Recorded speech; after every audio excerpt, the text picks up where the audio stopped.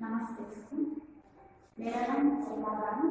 मैं high school में शिक्षिका हूँ। बच्चों, आज हम 10वीं कक्षा के गद्य भाग गिल्लू पाठ के बारे में जानेंगे।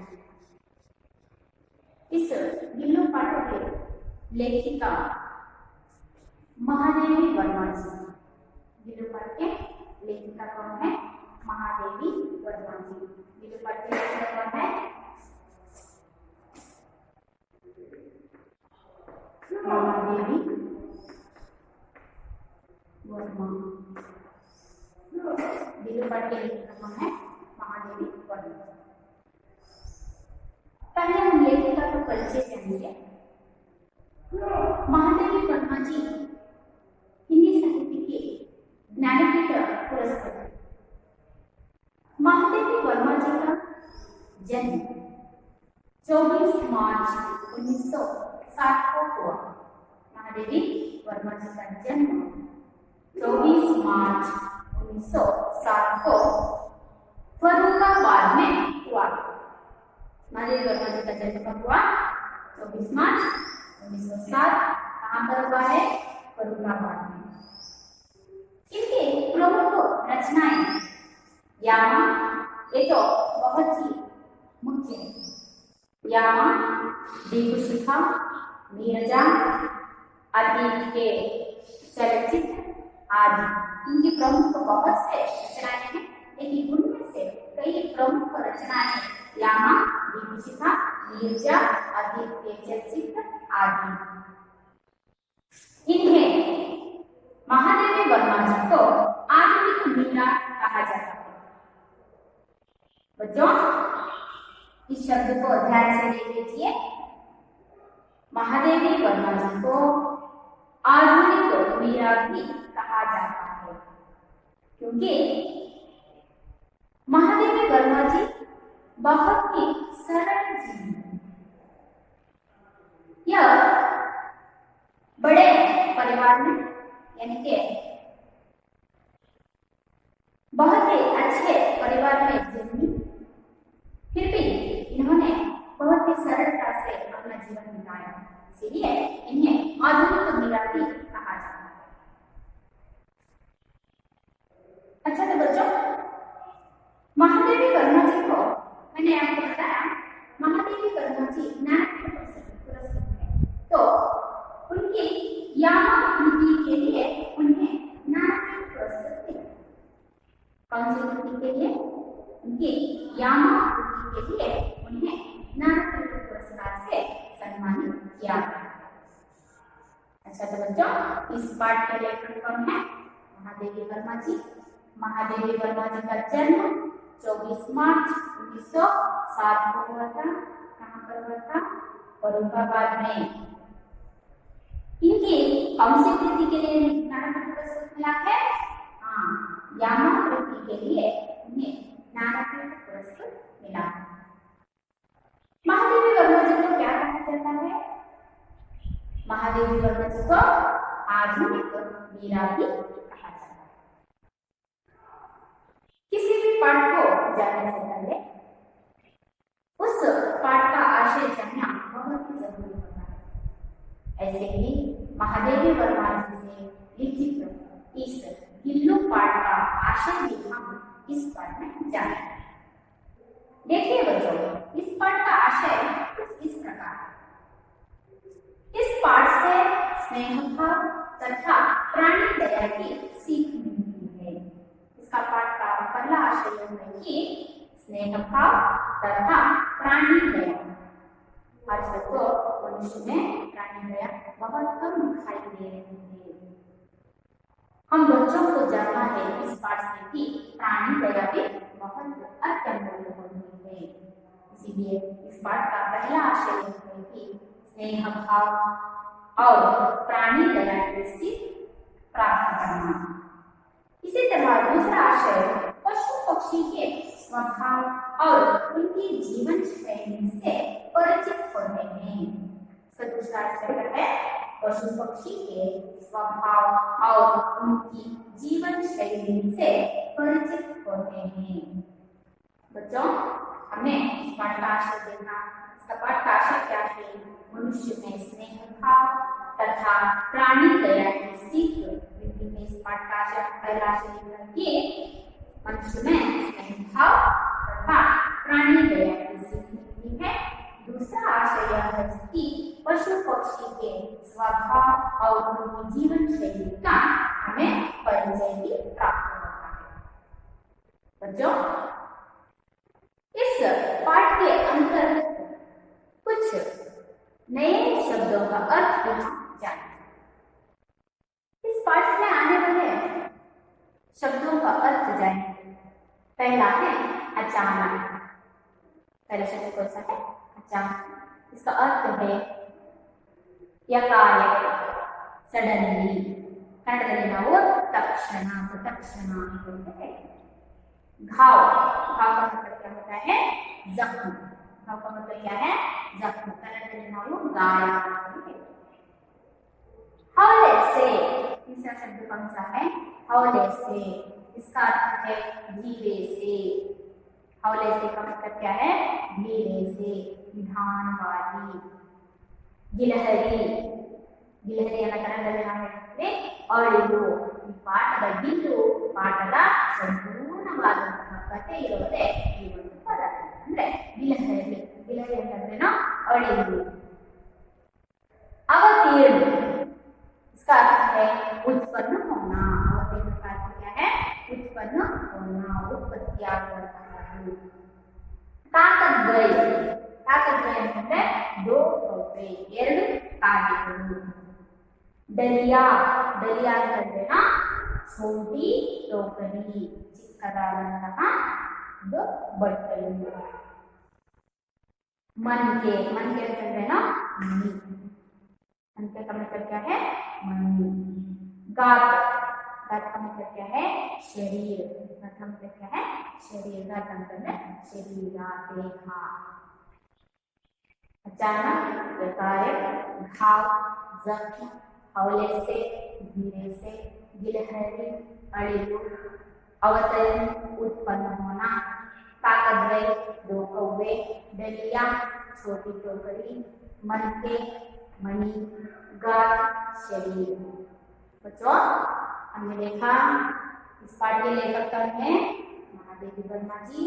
महादेवी वर्मा जी का जन्म 24 मार्च 1907 को हुआ। कहाँ पर हुआ? फर्रुखाबाद में हुआ। इनकी कौन सी कृति के लिए ज्ञानपीठ पुरस्कार मिला है? व्यामा के लिए। इन्हें क्या कहा जाता है?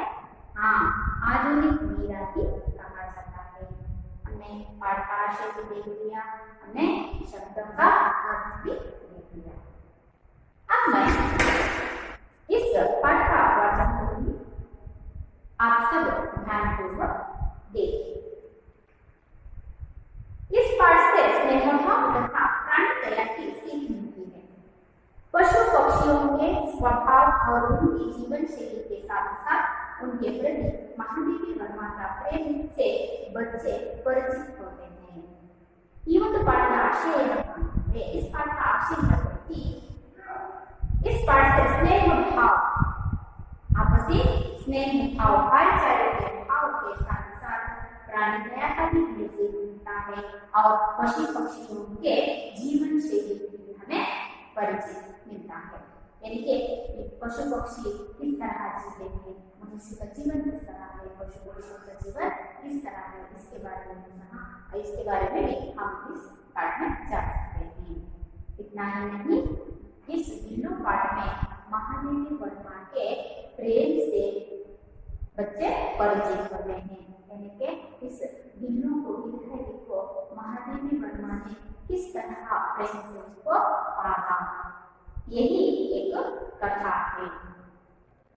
बच्चों, मैं पाठ को पढ़ती हूँ, आप देखिए।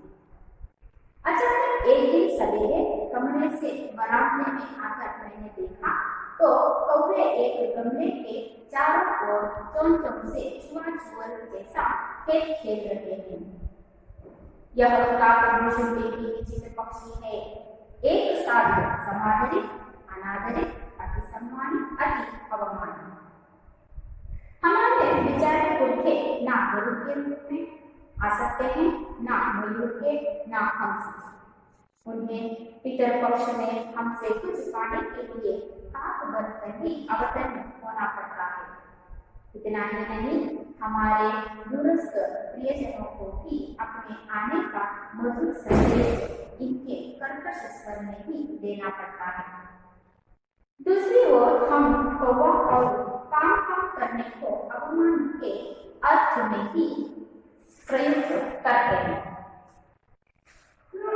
मेरे काक पुराण के विवेचन में अचानक बाधा आ पड़ी, क्योंकि गमले और दीवार की संधि में छिपे एक छोटे से जीव पर मेरी दृष्टि रुक गई।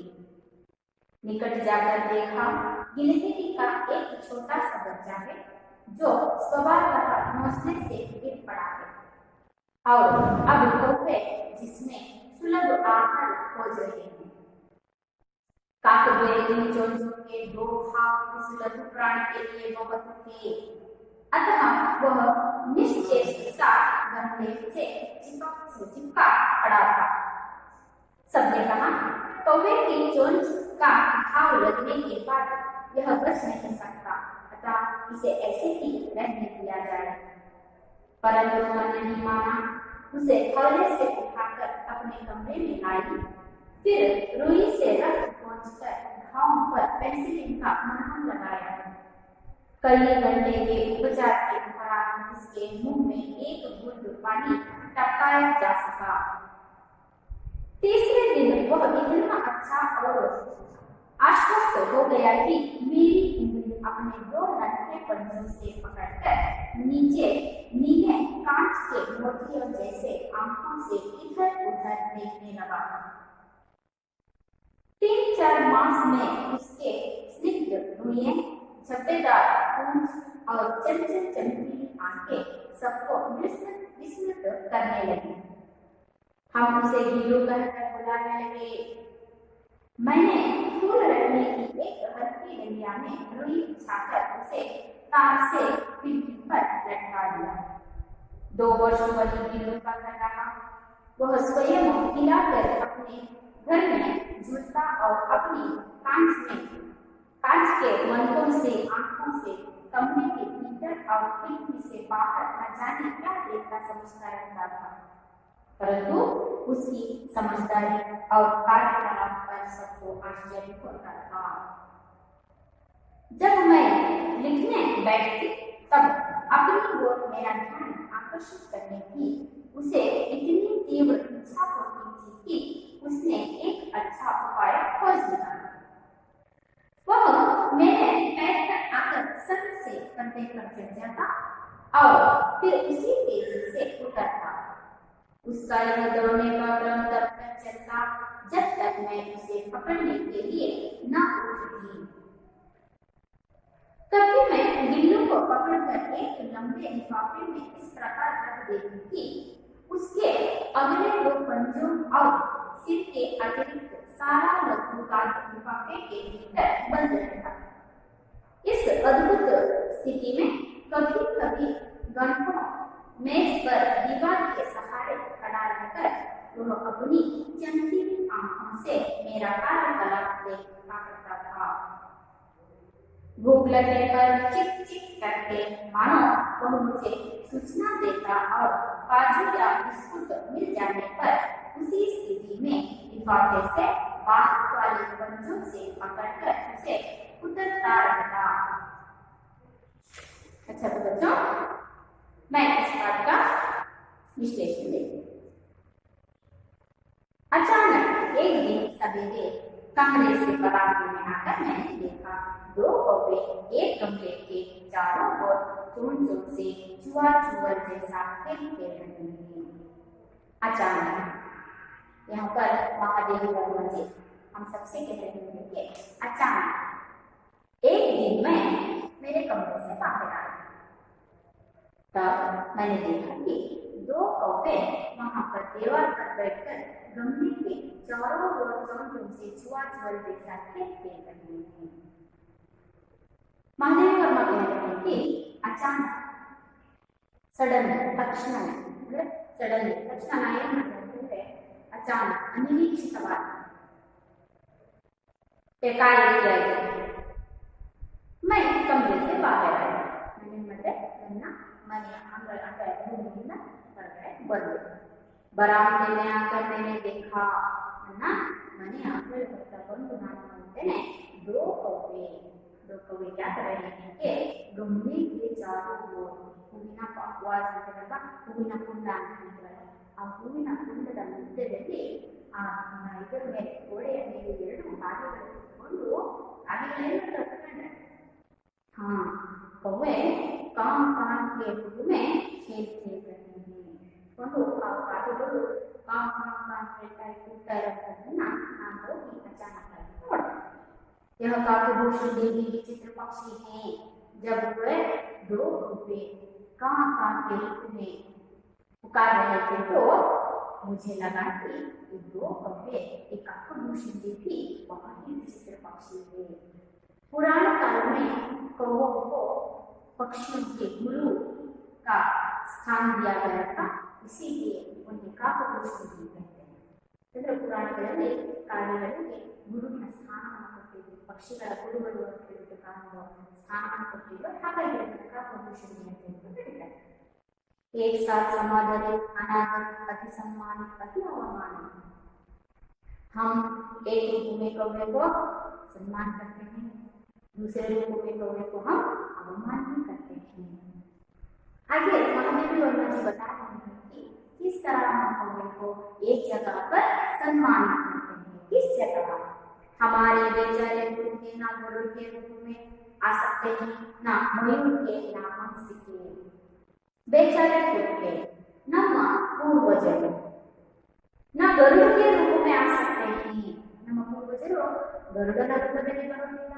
ना मयूर के रूप में नविलिನ ರೂಪದಲ್ಲಿ ಬರೋದಿಲ್ಲ ना हंस के रूप में हंसದ ರೂಪದಲ್ಲಿ ಬರೋದಿಲ್ಲ ಯಾಕೆ ಇದನ್ನ ಹೇಳ್ತಾ ಇದ್ದೇನೆ ನಮ್ಮ ಪೂರ್ವಜರು ಯಾವ ರೂಪದಲ್ಲಿ ಬರ್ತಾರಂತೆ ಕೌವೆ के रूप में ಯಾವಾಗ ಗೊತ್ತಿರ್ಬೋದಲ್ವಾ ಪಿತೃತರ್ಪಣ ಅಂತಂದ್ರೆ ಸತ್ತಂತಹ ಪೂರ್ವಜರಾಗಿರ್ಬೋದು ಯಾರೇ ಆಗಿರ್ಬೋದು ಸತ್ತಂತಹ ಮೂರನೇ ದಿನದಲ್ಲಿ ನಾವೇನ್ ಮಾಡ್ತೀವಿ ಪಿತೃತರ್ಪಣ ಅಂತ ಹೇಳ್ಬಿಟ್ಟು ಮಾಡ್ತೀವಿ ಹಾಗಾಗಿ ನಾವೇನ್ ಮಾಡ್ತೀವಿ ನಮ್ಮ ಪೂರ್ವಜರು ಅವರ ಒಂದು ಆತ್ಮ ಕಾದಿಯ ರೂಪದಲ್ಲಿ ಅಂತ ಹೇಳಿದ್ರೆ ನಾವು ಹೋಗ್ತೀವಲ್ವಾ ಹಾಗಾಗಿ ಆ ಸಮಯದಲ್ಲಿ ನಾವು ಕಾದಿಗೆ ಏನ್ ಮಾಡ್ತೀವಿ ಸನ್ಮಾನವನ್ನು ಮಾಡ್ತೀವಿ ಬಹಳ ಗೌರವಪೂರ್ವಕವಾಗಿ ಅದನ್ನ ನಾವು ಮಾಡ್ತೇವೆ ಅದನ್ನ ಹೇಳ್ತಾರೆ ಮಹಾದೇವರು ನಮ್ಮ ಪೂರ್ವಜರು ಗರುಡನ ರೂಪದಲ್ಲಿ ಬರೋದಿಲ್ಲ ನವಿಲಿನ ರೂಪದಲ್ಲಿ ಬರೋದಿಲ್ಲ ಹಂಸದ ರೂಪದಲ್ಲಿ ಬರೋದಿಲ್ಲ ಬದಲಿಗೆ ಅವರು ಬರೋದು ಯಾವ ರೂಪದಲ್ಲಿ ಕೌವೆಯ ರೂಪದಲ್ಲಿ ಕಾಗಿಗಳ ರೂಪದಲ್ಲಿ ಬರ್ತಾರೆ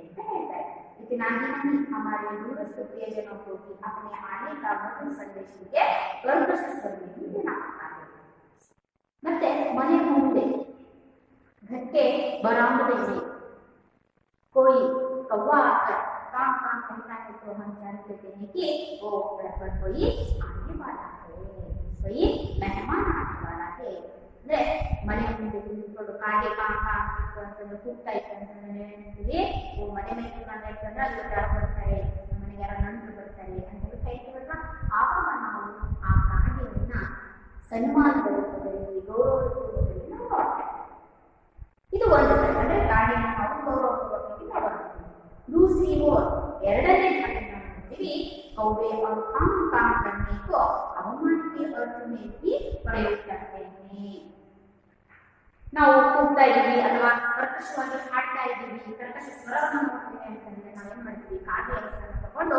ನಾವು ಅವಮಾನವನ್ನ ಮಾಡ್ತೇವೆ ಅಂತ ಬಿಟ್ಟು ಆ ನಿಂತ ಜಾಗದಲ್ಲಿ खड़ी की और महादेव वर्मा ऐसे कौवों के बारे में अपना विचार व्यक्त कर रही है ಕಾಗೆಗಳ ಬಗ್ಗೆ ಈ ರೀತಿಯಾಗಿ ಅವರು ತಮ್ಮ ವಿಚಾರವನ್ನು ವ್ಯಕ್ತಪಡಿಸ್ತಾ ಇರುವಂತಹ ಸಂದರ್ಭದಲ್ಲಿ पुराण के नीचे विवेचन में अचानक का भाव पड़ी जब महादेवी वर्मा इस काकभूषण के बारे में कौवों के बारे में विचार कर रही तो थोड़ी देर में ही उनकी विवेचन में उनकी आलोचना में अचानक बात आ पड़ी ಹೀಗೆ ಆ ಕಾಗೆಗಳ ಬಗ್ಗೆ ಯೋಚನೆ ಮಾಡ್ತಾ ಇದ್ದಂತಹ ಸಂದರ್ಭದಲ್ಲಿ ಅಚಾನಕ್ಕಾಗಿ ಏಕಾಏಕಿಯಾಗಿ ನನ್ನ ಆ ಕಾಗೆಗಳ ಒಂದು ವಿವೇಚನೆಯಲ್ಲಿ ಏನಾಯ್ತು ಅಡಚಣೆ ಉಂಟಾಯಿತು ಬಾಧಕ ಹೋದರೆ ಅಡಚಣೆ ಅಲ್ಲಿಗೆ ನನಗೆ ಸ್ವಲ್ಪ ಆ ಒಂದು ಕಾಗೆಗಳ ಒಂದು ವಿಚಾರದಿಂದ ನಾನೇನು ಮಾಡಿದೆ,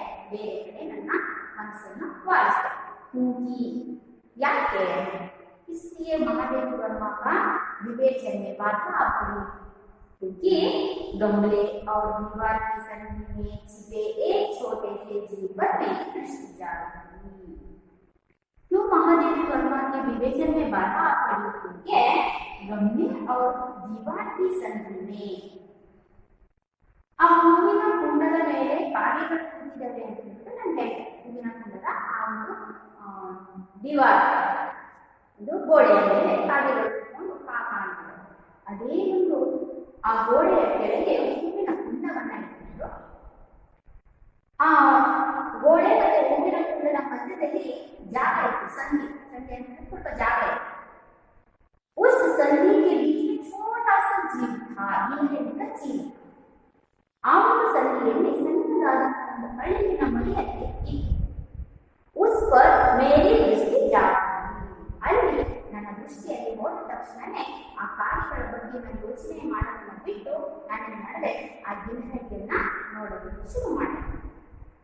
निकट जाकर देखा, समीप जाकर देखा, निकट का मतलब क्या है, समीप, हत्तरದಲ್ಲಿ ನೋಡಿ ನಾನು ನೋಡಿದೆ गिलहरी का ये छोटा सा बच्चा है। वहां पर क्या पड़ा है, गिलहरी का छोटा सा बच्चा पड़ा हुआ है। कहां पर, दीवार और गमले के बीच में क्या पड़ा हुआ था, छोटा सा गिलहरी का बच्चा पड़ा हुआ था, जो स्वप्न का घोंसले से ही पड़ा है। अभी अभी घोंसले से ಗೂಡಿನಿಂದ ಆವತಾನಿ ಕೆಳಗೆ ಬಿದ್ದಂತಹ ಒಂದು ಅಳಿಲಿನ ಮರಿ ಆ ಸಂಧಿಯಲ್ಲಿ ಇತ್ತು. ಅದನ್ನ ತನ್ನ ಆಹಾರವನ್ನಾಗಿ ಮಾಡ್ಕೊಳ್ಳೋದಕ್ಕೋಸ್ಕರ ಆ ಕಾಗೆಗಳು ಅಜೀವಿ ಹೊರ ಬರಲಿ ಅನ್ನುವಂಥದ್ದನ್ನ ಕಾಯೋದಕ್ಕೋಸ್ಕರ ಆ ಎರಡು ಕಾಗೆಗಳು ಏನ್ ಮಾಡ್ತಾ ಇದ್ರು, ಕುತ್ಕೊಂಡು ಕಾಡ್ತಾ ಇದ್ರು. और कौवे जिसमें सुलभ आहार खोजने के कौवे क्या करना है, कब ये जीव बाहर आएगा हम उसको लेकर उड़ जाएंगे। ऐसा दो कौवे वहां पर खड़े हुए देखे। काकड़वे की चोंचों की दो खाऊ सुलभ प्राणी में बहुत के अतः वह निश्चेष्ट सा गमले से चिपका पड़ा था। पहले ही उन दो कौवों ने गिलहरी के बच्चे को काट दिया। दो ಚೋಂಚುಗಳನ್ನ ಒಟ್ಟಿನಿಂದ ಏನ್ ಮಾಡಿದ್ರು ಅಂತಂದ್ರೆ ಆ ಎರಡು ಕಾಗೆಗಳು ಒಂದು ಸಲ ಆ ಒಂದು ಅಳಿಲಿನ ಒಂದು ಮರಿಗೆ ಒಂದ್ಸಲ ಅದಕ್ಕೆ ಭಾವನ ಕಾಣಿದ್ದಾರೆ. ಹಾಗಾಗಿ ಆ ಒಂದು ನೋವಿನಿಂದ ಅವಳಿಗೇನಾಯ್ತಂದ್ರೆ ಆ ಒಂದು ಸಂಧಿಯಲ್ಲೇ ಕುತ್ಕೊಂಡಿದ್ದಾರೆ. सबने कहा मेरे साथ और भी बहुत से लोग थे, वे भी इन गिलहरी के बच्चे को देख रहे थे। जब मैंने निकट जाकर देखा, समीप से देखा, तो सबने कहा, वहां पर जितने भी लोग थे ना सभी ने कहा कि कौवे की चोंच का घाव लगने के बाद जब बच नहीं सकता। अरे वर्मा जी आप क्यों इतनी कोशिश कर रहे हैं, कौवे के घाव लगने के बाद ये गिलहरी तो बच नहीं सकता, ये तो मरने ही वाला है, तो आप इतनी कोशिश क्यों कर रहे हैं। ऐसा वहां कहते हुए उन्होंने लोगों ने कहा। ಅಲ್ಲಿದ್ದಂತಹ ಜನ ಹೇಳ್ತಾರೆ, ಅಯ್ಯೋ ವರ್ಮ ಅವರೇ ಅದು ನೋಡಿದ್ರೆ ತುಂಬಾ ಗಾಯ ಆಗ್ತಿದೆ, ಅದು ಹೊರಗೆ ಬಂದ್ರೂ ಅದು ಬದುಕೋದಿಲ್ಲ, ಅದು ಇನ್ನೇ ಹೊರಗೆ ತಂದ್ರೂ ಅದು ಸತ್ತು ಹೋಗುತ್ತೆ, ಸುಮ್ಮನೆ ಯಾಕೆ ಅದನ್ನು ತೆಗಿತೀರಾ ಅಂತ ಅಲ್ಲಿದ್ದಂತಹ ಜನ ನನಗೆ ಹೇಳೋದಕ್ಕೆ ಶುರು ಮಾಡಿದ್ರು. ಅದನ್ನ ಹಾಗೆ ಇರೋದಕ್ಕೆ ಜಿತನೇ ದಿನ ಅಂತಾನೆ ಅದು ಎಷ್ಟು ದಿನ ಇರಬೇಕು ಅನ್ಸುತ್ತೋ ಅದಲ್ಲೇ ಇರಲಿ, ಅಲ್ಲಿಂದ ತೆಗಿಬೇಡಿ, ಅದು ತೆಗೆದು ಸತ್ತು ಹೋಗುತ್ತೆ ಅಂತ ಹೇಳ್ಬಿಟ್ಟು ಬಹಳಷ್ಟು ಜನ ನನಗೆ ಹೇಳಿದ್ರು.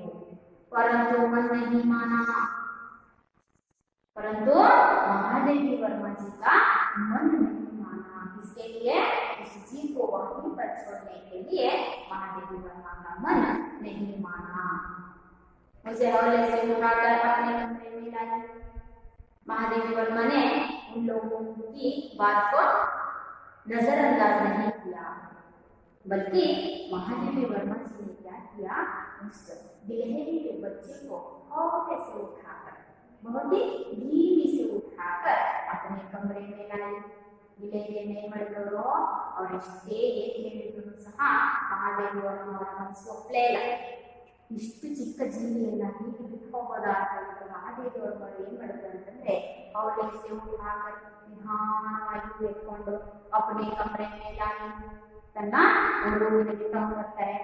फिर रुई से रक्त पहुंचकर रुई ಅಂತಂದ್ರೆ ಪಾಠ ಹತ್ತಿ ಅಂತಿರಲ್ಲ रुई से रक्त पहुंचकर ಆ ಅಳಿಲಿನ ದೇಹದ ಮೇಲೆ ಆ ಎರಡು ಕಾಗೆಗಳ ಕೊಕ್ಕಿನಿಂದ ಏನು ಗಾಯ ಆಗಿತ್ತಲ್ಲ ಅಲ್ಲಿದ್ದಂತಹ ರಕ್ತವನ್ನ ಏನ್ ಮಾಡ್ತಾರೆ ಅಂತಂದ್ರೆ रुई से पहुंचकर ಹತ್ತಿಯಿಂದ ರಕ್ತವನ್ನ ಒರೆಸ್ಬಿಟ್ಟು घाव पर ಗಾಯದ ಮೇಲೆ घाव का मतलब क्या है गाय गायದ ಮೇಲೆ पेंसिल का मरहम लगाया। कौन सा मरहम लगाया?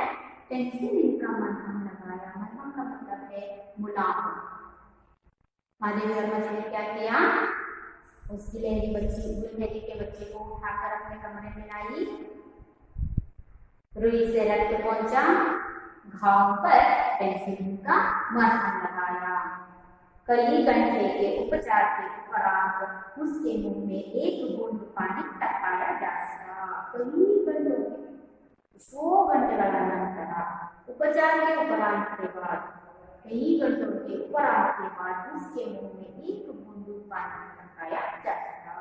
एಷ್ಟೋ ಗಂಟೆಗಳ ನಂತರ ಅದರ ಒಂದು ಬಾಯಿಯಲ್ಲಿ ಒಂದು ಹನಿ ನೀರನ್ನ ಹಾಕಲಿಕ್ಕೆ ಸಾಧ್ಯ ಆಯಿತು।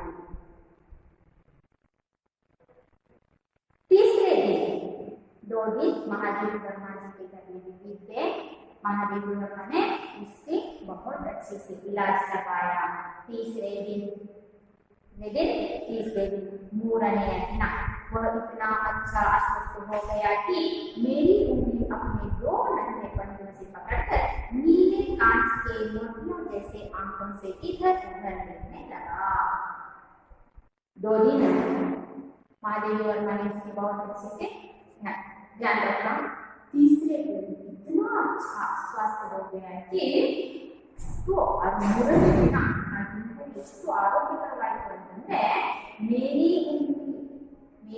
उंगली ನನ್ನ ಬೆರಳನ್ನ अपने 2 नन्हे पंजों से पकड़कर ತನ್ನ 2 ಕೈಗಳನ್ನ ತನ್ನ ಹಸ್ತದಿಂದ 2 ಕೈಗಳಿಂದ ನನ್ನ ಒಂದು ಬೆರಳನ್ನ ಹಿಡಿದುಕೊಂಡು ನೀಲಿ ಕಾಂಚ ಜೈಸೆ ನೀಲಿ ಬಣ್ಣದ ಗಾಜಿನಂತಹ ಮೋತಿ ವಾಲೆ ಮುತ್ತಿನಂತಹ ಆಂಖೋಂಸೆ ನೀಲಿ ಬಣ್ಣದ ಗಾಜಿನಂತಿರುವಂತಹ ಮುತ್ತಿನಂತಹ ಕಣ್ಣುಗಳಿಂದ ಇತರ ಉದರ್ ದೇಖನೆ ಲಗ ಆ ಕಡೆ ಈ ಕಡೆ ನೋಡಲಿಕ್ಕೆ ಶುರು ಮಾಡಿತು।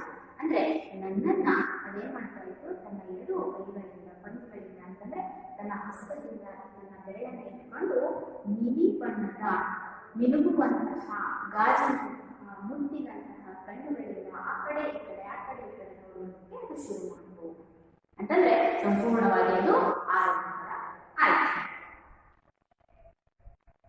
3-4 मास में उनके स्निग्ध रूहें, झब्बेदार पूंछ और चमकी चमकीली आंखें सबको विस्मित करने लगी। ऐसे ही 3 या 4 मास बीत गए। इन 3 या 4 मासों में गिल्लू इतना अच्छा लगने लगा कि स्निग्ध रूहें का मतलब कूदलू, उसके बाल बहुत ही मजबूत होने लगे। झब्बेदार पूंछ, बहुत ही मोटी वाली पूंछ की और चंचल चमकीली आंखों से मिलुವಂತಹ ಕಣ್ಣುಗಳಿಂದ सबको विस्मित करने लगा, सबको आश्चर्यचकित करने लगा। कितने दिनों में? 2 या 3 मास में। कितने में? 3 या 4 मास में। ಈ 3-4 ತಿಂಗಳಲ್ಲಿ ಅದು ಎಷ್ಟು ಮಟ್ಟಿಗೆ ಚೆನ್ನಾಗಾಗಿತ್ತು, ಎಷ್ಟು ಆರೋಗ್ಯಕರವಾಗಿತ್ತು ಅಂತಂದ್ರೆ ಅದರ ಸಿದ್ಧವಾದಂತಹ ರೂಢಿಗಳು ಅಂತಂದ್ರೆ ಕೂದಲುಗಳು, ದಪ್ಪವಾದಂತಹ ಕೂದಲುಗಳು, ಮತ್ತೆ ಜಬ್ಬೇದಾರ ಕೂದಲು, ದಪ್ಪವಾದಂತಹ ಅದರ ಒಂದು ಬಾಲ, ಅವು ಚಂಚಲ ಚಮಕೀಲಿ ಮಿನುಗುವಂತಹ ಕಣ್ಣುಗಳಿಂದ ನನ್ನ ಮನೆಗೆ ಬರುವಂತಹ ಪ್ರತಿಯೊಬ್ಬ ವ್ಯಕ್ತಿಗಳಿಗೂ ಸಹ ಅದು ಆಶ್ಚರ್ಯಚಕಿತವನ್ನ ಮಾಡುವಂತಹ ರೀತಿಯಲ್ಲಿ ಅದು ನನ್ನನ್ನು ನಾನು ಬೆಳೆಸಿದೆ। हम उसे गिल्लू कहकर बुलाने लगे। मैंने क्या किया, उसको नया नाम दे दिया। मैं उसको गिल्लू कहकर पुकारती थी। महादेव के अंक के प्रश्न के उत्तर लिए महादेव वर्मा जी गिल्लू को गिलहरी को किस नाम से पुकारती थी? हाँ बच्चों, आप उसको अंडरलाइन कर लीजिए। महादेव वर्मा जी गिलहरी को गिल्लू नाम से पुकारती थी। मैंने पूरटने की एक हल्की डंडिया में रुई बिछाकर उसे तार से खिड़की पर लटका दिया। मैंने क्या किया?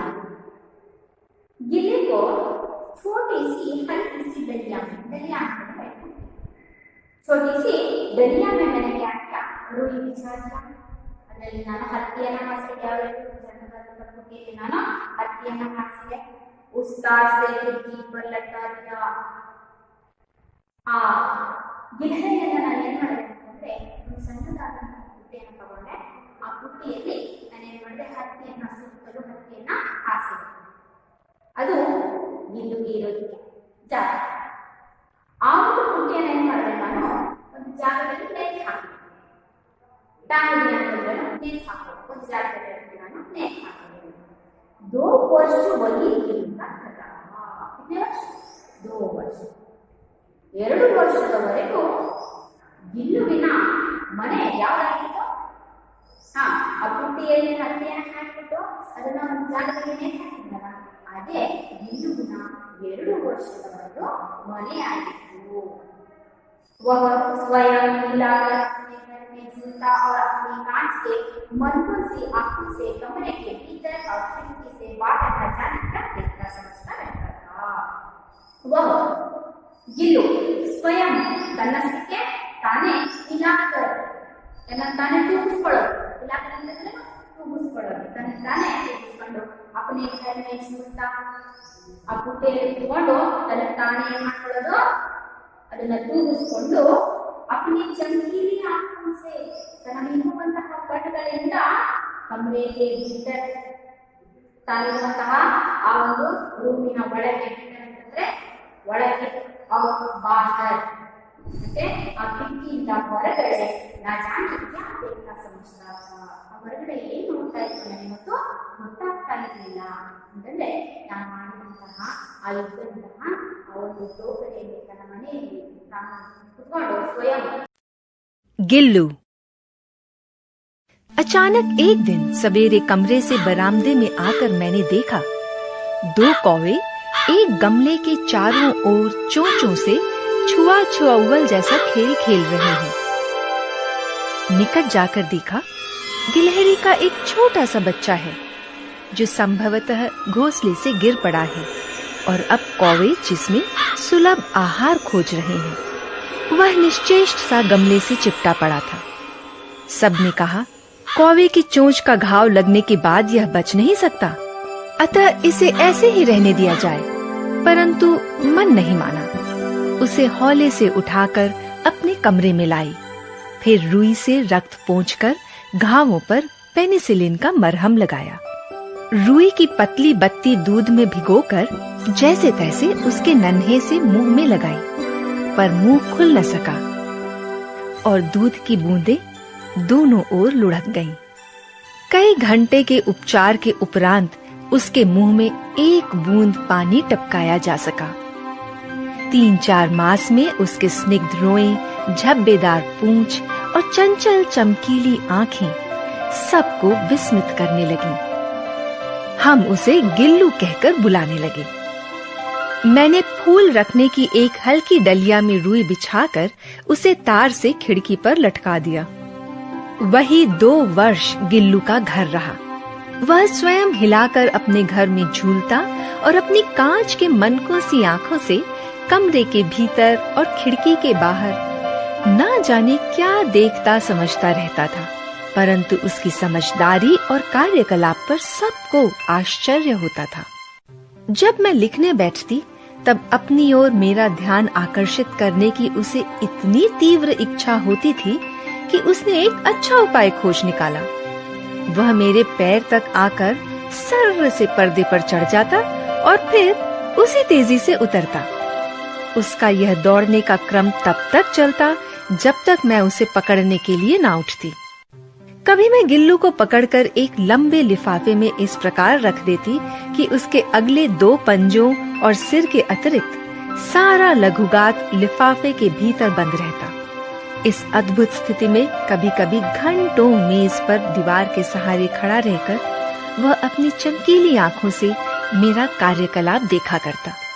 भूख लगने पर चिक चिक करके मानो वह मुझे सूचना देता और काजू या बिस्किट मिल जाने पर उसी स्थिति में लिफाफे से बाहर वाले पंजों से पकड़कर उसे कुतरता रहता। नीम चमेली की गंध मेरे कमरे में हौले हौले आने लगी। बाहर की गिलहरियां खिड़की की जाली के पास आकर चिक चिक करके ना जाने क्या कहने लगी।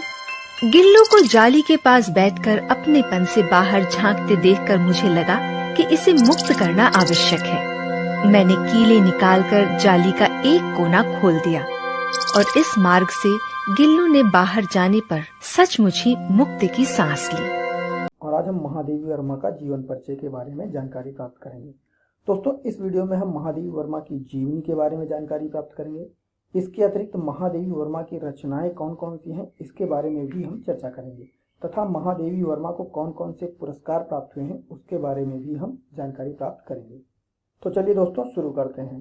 दोस्तों, महादेवी वर्मा हिंदी भाषा की प्रख्यात कवयित्री हैं और वह आधुनिक हिंदी कविता में एक महत्वपूर्ण शक्ति के रूप में उभरी थी।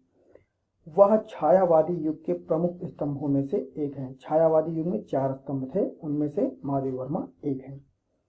दोस्तों, हिंदी साहित्य में महादेवी वर्मा को आधुनिक मीरा के नाम से भी जाना जाता है और उनका जन्म 26 मार्च 1907 में उत्तर प्रदेश के फर्रुखाबाद नामक शहर में हुआ था। उनके पिता का नाम गोविंद प्रसाद वर्मा था, जो कि भागलपुर के कॉलेज में प्रधानाचार्य के पद पर कार्यरत थे। महादेवी वर्मा की माता का नाम हेमरानी देवी था, जो कि एक कवयित्री थी एवं श्री कृष्ण में वह अटूट श्रद्धा रखती थी और वे प्रतिदिन कई घंटे पूजा पाठ करती थी। इसके बिल्कुल विपरीत उनके पिता गोविंद प्रसाद वर्मा संगीत प्रेमी, नास्तिक, शिकार करने एवं घूमने के शौकीन, मांसाहारी तथा हंसमुख व्यक्ति थे। तो हिंदी काव्य जगत के 2 सर्वश्रेष्ठ कवियों सुमित्रा नंदन पंत और सूर्यकांत त्रिपाठी निराला को महादेवी वर्मा जी राखी बांधती थी। उन्होंने निराला जी को लगभग 40 वर्षों तक राखी बांधी थी। चलिए दोस्तों, महादेवी वर्मा जी की शिक्षा के बारे में जानकारी प्राप्त करते हैं। दोस्तों, महादेवी वर्मा की प्रारंभिक शिक्षा इंदौर मध्य प्रदेश में हुई थी, जबकि उच्च शिक्षा प्रयाग इलाहाबाद में हुई थी।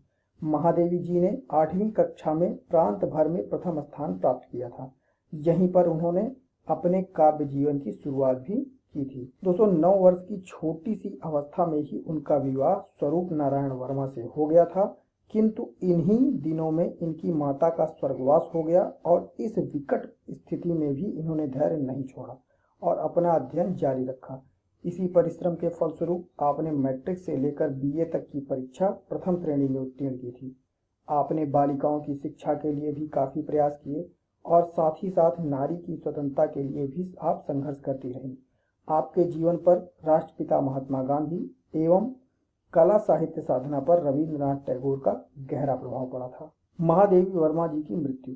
दोस्तों, महादेवी जी का जीवन एक सन्यासिनी का जीवन था। उन्होंने जीवन भर श्वेत वस्त्र पहना, तख्त पर सोई और कभी भी शीशा नहीं देखा। सन 1966 में पति की मृत्यु के बाद वे अस्थायी रूप से इलाहाबाद में ही रहने लगी। भावुकता एवं करुणा आपके कार्य की पहचान है और इन्हीं कारणों से आपको आधुनिक युग की मीरा भी कहा जाता है। दोस्तों, 11 सितंबर 1987 को महादेवी वर्मा जी की मृत्यु हुई थी। आइए दोस्तों, महादेवी वर्मा जी की प्रमुख रचनाओं के बारे में जानकारी प्राप्त करते हैं। दोस्तों, महादेवी वर्मा की प्रमुख रचनाएं निहार, रश्मि, नीरजा, सांध्यगीत, दीपशिखा, यामा, मेरा परिवार, अतीत के चलचित्र, स्मृति की रेखाएं, गिल्लू आदि हैं। महादेवी वर्मा जी को कौन कौन से पुरस्कार प्राप्त हुए थे? दोस्तों, महादेवी वर्मा के रचनात्मक गुण और तेज बुद्धि ने जल्द ही उन्हें हिंदी भाषा की दुनिया में एक उच्च पद पर पहुंचाया। 1934 में उनके द्वारा रचित नीरजा के लिए हिंदी साहित्य सम्मेलन ने उन्हें शेक्सपियर पुरस्कार से सम्मानित किया था। स्वाधीनता प्राप्ति के बाद 1952 में वे उत्तर प्रदेश विधान परिषद की सदस्य मनोनीत की गई थी। 1956 में भारत सरकार ने उन्हें पद्म भूषण प्रदान किया और 1979 में उन्हें साहित्य अकादमी अनुदान का पुरस्कार प्रदान किया गया था। तो 1988 में भारत सरकार ने उन्हें मरणोपरांत पद्म विभूषण प्रदान किया था, जो भारत सरकार का दूसरा सर्वोच्च नागरिक सम्मान है। दोस्तों, आधुनिक गीत काव्य में महादेवी जी का स्थान सर्वोपरि है।